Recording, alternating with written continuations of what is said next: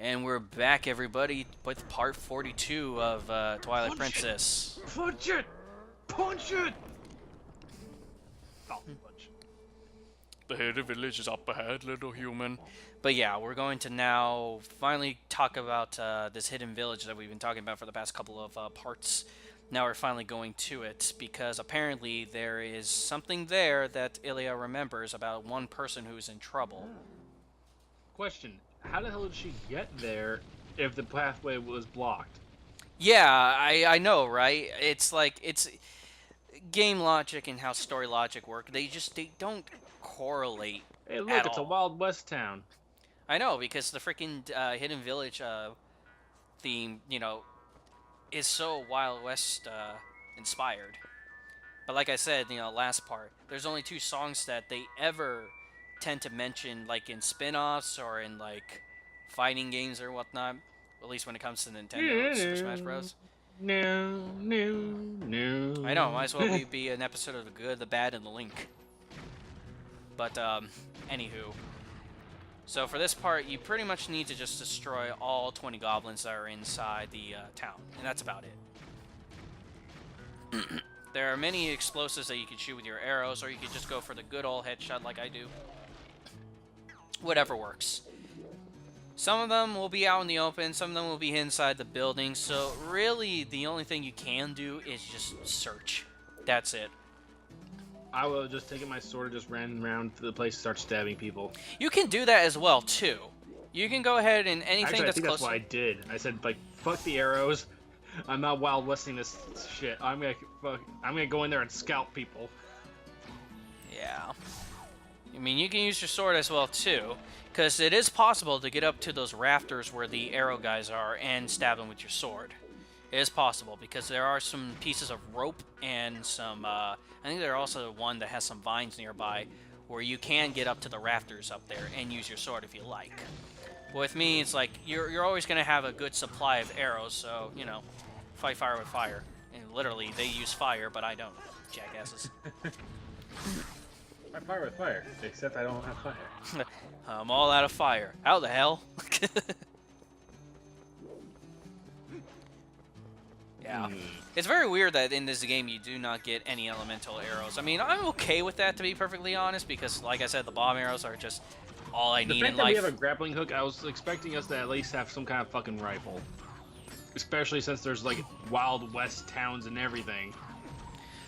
Well, you think with, like I mentioned previously... Apparently you can't aim for shit.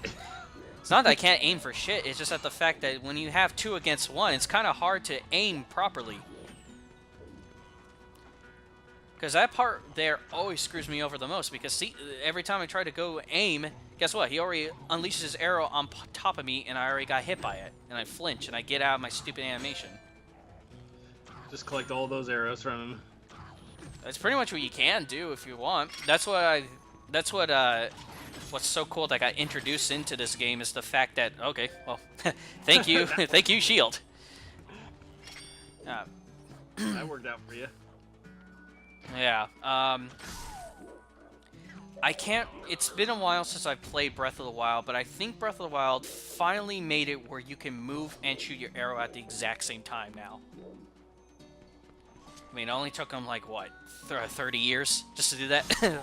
Probably 20, yep. Considering the fact that first-person arrow shooting has been a staple since Ocarina of Time. But even so, it's like, God, it took them such a long time. But that's I'm just recalling. I think they had it in Skyward Sword. I don't remember Skyward Sword, and then again, I really don't want to remember Skyward Sword. It was the bane of your existence, was it? When we ever get to a Skyward Sword commentary, 50 years from now. When it's non-existent, or we just steal videos from someone else. When all the planets align together for that one night, it just we just have to finally do it. Yeah, it just, I'm just indifferent to Skyward Sword. The story was fine with me, but the gameplay was the worst part. Yeah, I honestly didn't know what to think about it. Well, that's why I say I'm indifferent to it. Like, I don't hate it, but I don't like it either. Where are you? So, what is the relationship of Link and Zelda in the Breath of the Wild? In Breath of the Wild, it's kind of like almost like with Hyrule Warriors, where Link is one of Zelda's knights, but since apparently I guess he's been chosen by the gods, because they really go by the goddesses' choices in Breath of the Wild and everything like that. Because the thing is like Breath of the Wild. Oh, there's that last son of a bitch. Come here, I'm gonna stab you in the butt.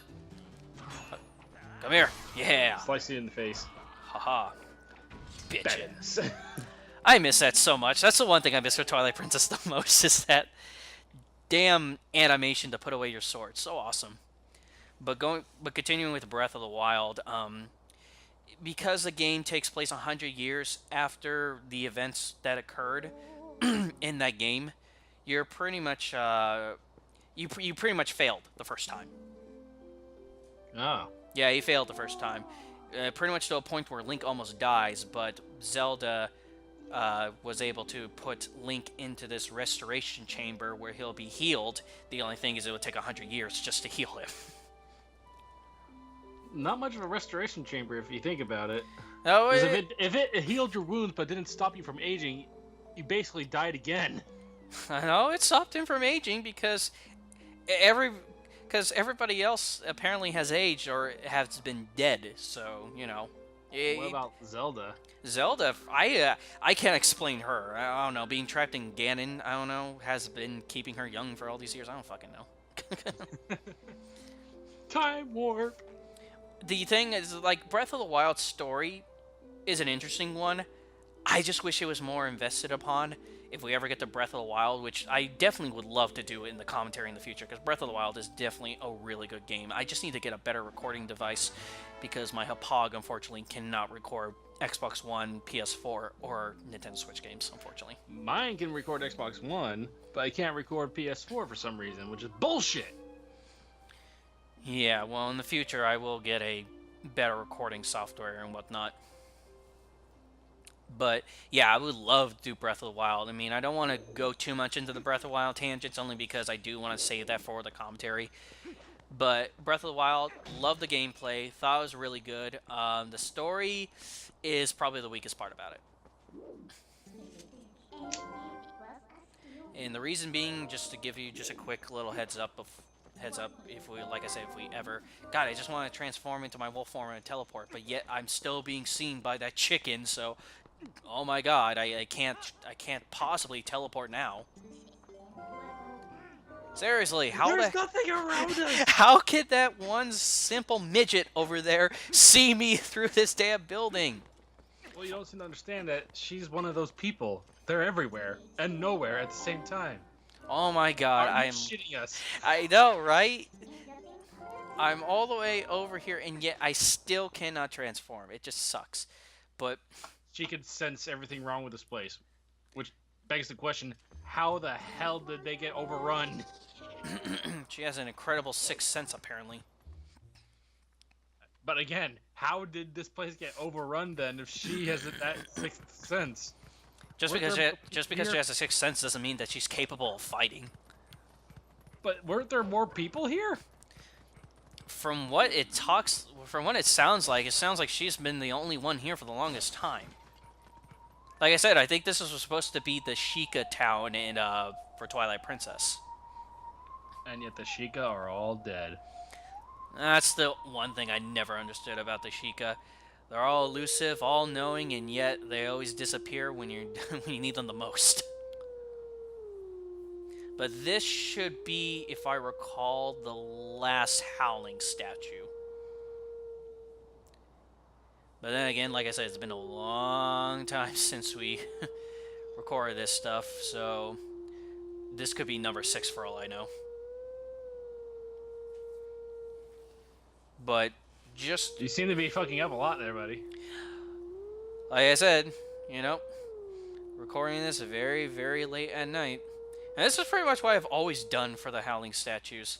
I've always just messed around with the pitches and whatnot until I get it right. Because, you know, you're getting it right by signifying the little blue marks on the little measure, you could say. But there, I finally got it. And if I recall, like I said, if this is the last Howling statue, this Hi, should... Ocarina Link. We Yep. miss you. Yep. This should be the move that is the super spin attack. And once that's done with, we have no more of these Howling statues to go for anymore. And I'm trying to remember where this one ends up. I think this one ends up actually in front of Hyrule Castle. Yeah. Actually, I think you're right too. Don't really remember it. Yep. But just to go back to the Breath of the Wild just real quick with the story. The story to me, like, it's alright. It's passable. The only thing is that what Link and the champions that were with him in the past, you're pretty much playing the aftermath of what could have been just a really grand story. I would have liked it better if you played the story that happened 100 years ago instead of 100 years later. Had 100 years later as a DLC or something? Yeah, or who knows, maybe a sequel or something like that, and try to expand upon it. But I would have liked it better if you did stuff with the champions, because, you know, Breath of the Wild is one of the first Zelda games to actually have full-on voice acting. Wait, does Link have a voice? No, he still has his grunts. Ah! But it's funny though. Because it's one of the first Zelda games to actually refer to him as Link, because you always typed in the name in every other Zelda game. So you can't just type in the name again? No, it's actually in that game his name is Link. They actually named him Link, which was very interesting. Shocking. Yeah, like I said, it's a game that had... No. In the end, his last name's Link. The name we type in is his first name. It would be interesting, but nope, that wasn't the Link. case. Jefferson Link. Catherine Link. Asshole Link. The Legend of Asshole. That's pretty much the name of this whole damn playthrough. The Legend of Asshole, Twilight Princess. But yeah, I think I'm going now for the... Hey, did they ever make any references to Twilight Princess in that game? So, Breath of the Wild, for those who haven't played it yet, if you want to mute this part, by all means go right ahead, because it is a spoiler. But Breath of the Wild is a sequel to Twilight Princess. Huh. Yeah, because how the map is laid out in that game, and just how things are, considering also the backstory of Ganon in there. Yeah, it's been confirmed that in the timeline, Breath of the Wild takes place after Twilight Princess. We don't know how long, but it's been quite a while. Alrighty. Yeah, like I said, dude, you know, I know investing into a $300 console is not your cup of tea if there's not enough games that you'll play on it, but I really recommend you play Breath of the Wild. It actually is a really, really good Zelda game. I'll have to look into that, because right now, I'm poor. Yeah, preach to the choir, buddy. But yeah, we're getting our final skill of the game, everybody, the Great Spin. It's like our regular spin, but great. But better. Oh my god, just signifying with one word just makes it more spectacular. And I think this is the only Great Spin that requires you to have full health to do it. Because I think if I recall, this spin, if you don't have full health, you just do the regular spin attack. Yeah, so he pretty much just said it right there. And to be honest, the Great Spin, I don't know. I don't think it's as useful as like the magic spin attacks of Ocarina of Time or Majora's Mask. Yeah. Charge it up all the way till it's a freaking red laser sword. Yeah, I mean, it's cool that you can now... You don't need magic to use it, but it's just like, I don't know. It just... Something about it, it's just... I don't know. It's less useful here. But now since we... yeah. Yep, and now since we got our final skill, that reincarnation can rest in peace now. Now since he finally fulfilled that he passed on his duties, his teachings to us, so now he can rest easy. Link. Even though we're supposed to be the same person, just reincarnated, You're me. But yet, no. When you think about it, if you think about the whole subject of souls and everything, technically, that Link shouldn't even exist anymore because his soul is literally inside this Link's body. You would think, but nope, that's not the Unless case. there's just a Link for every age, and it's a different Link every time, who just takes on the mantle of the Link before. Yeah, like before Chris left the commentary channel and everything like that, you know, I've always talked to him about what our opinions are about the whole Zelda timeline in general. And we just think we don't care for it really that much. The Zelda games to me have always been their own separate things with different adventures and whatnot.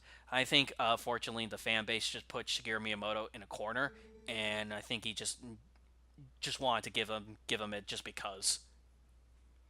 Yeah. To be honest, because I really could hardly care if the Zelda games, you know, connect because it's just like Well, if you say that there's different games, different stories, like alternate timelines, yeah, I'd be fine with that. But if you actually try to make a cohesive story where they're actually all connected, that's where my issue takes place. Like, all right, so what's going on here? Why is this happening? That's where I'll ask my questions. But if it's just, oh, this is the Link in another timeline, there's my fucking answer right there. It's not the same fucking person. yeah, I agree to that to an extent. But yeah, I just never really cared about the freaking timeline continuity at all. I just find it all completely pointless in the end because as long as my game is fun, that's all that matters. By the way, just giving back that horseshoe necklace back to her has returned her memory back. Yay! Oh, look at the dirt face. Yeah, duh. Yeah. Oh, pretty. Yeah, I'll say this: like the facial animations still have not aged pretty well to this day. Take it, asshole. You know you like it. I made this for you because you're such an asshole. But yeah, now we finally got the horse call necklace, which pretty much instead of blowing on the stupid piece of horseshoe pieces of grass you find over the land, now you have the necklace. It's pretty much might as well be the Epona song for the ocarina.